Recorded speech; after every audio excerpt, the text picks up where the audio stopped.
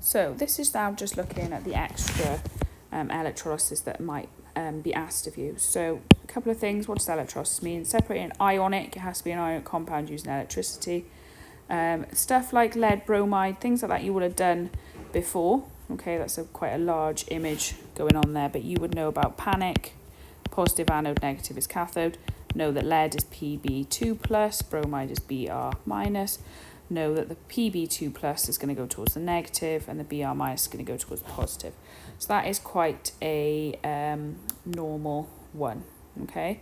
Water then is another way that can be split using electrolysis. So you've got H plus and OH minus. Again, the exact same thing happens.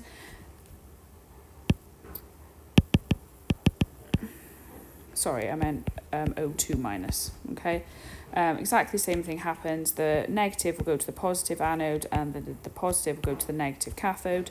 And there's half equations, but I wouldn't worry too much about them. Okay, don't worry about what's going on there.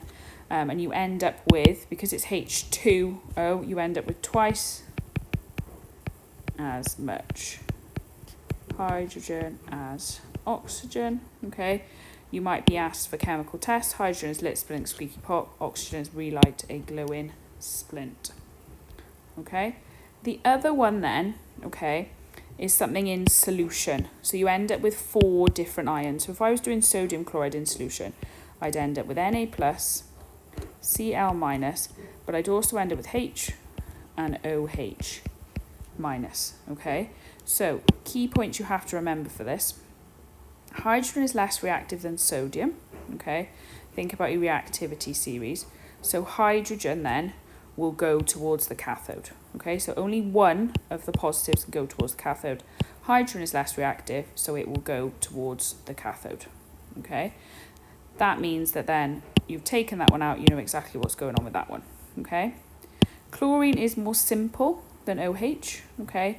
So OH goes to the bottom and the chlorines go towards the anode, okay? And then you end up with NaOH, okay? So you're looking at reactivity and kind of simplicity of them with that, okay? Then there are 2 uses of electrolysis. One is to electroplate, okay? So you have a spoon that you want to electroplate. You use this a lot of trophies as well, okay? So on your positive anode, you've got silver attached, and then on your negative, because the negative charge is running through it, you've got wherever you want to plate. Okay, also in solution is more silver. So it's a little bit more complicated than you think. The silver comes from the solution, comes from the metal bar, and then from the solution. Okay. Reasons for electroplating: more corrosive resistant, more attractive. Okay. Making inexpensive metal more expensive, okay? The anode is the silver electrode. Both electrodes are immersed in silver nitrate solution. When a steady current is passed through the solution, the net result is the silver metal is removed from the anode and deposited on the cathode, because this is negative. So the positive things will be attracted to the negative, okay? The other thing then is to purify copper. So you might have an impure amount of copper, and what you will do is eventually what will happen is that impure copper will sense this negative charge on here. It will come from the impure and go straight over there, and then anything that's left will end up at the bottom.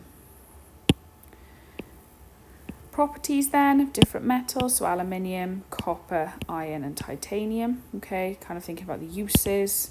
This one's used in cans, this one's used in wires, gates, bridges. This one's used in replacement hips, sometimes on planes as well.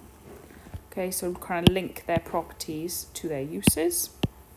Factors to be considered when building an extraction plant. Okay, close proximity to a power station to provide a large supply of electricity. Near to the coast to allow the import. Near to the roads to allow export. Near to towns so we've got workers, but far enough away so there's no noise pollution.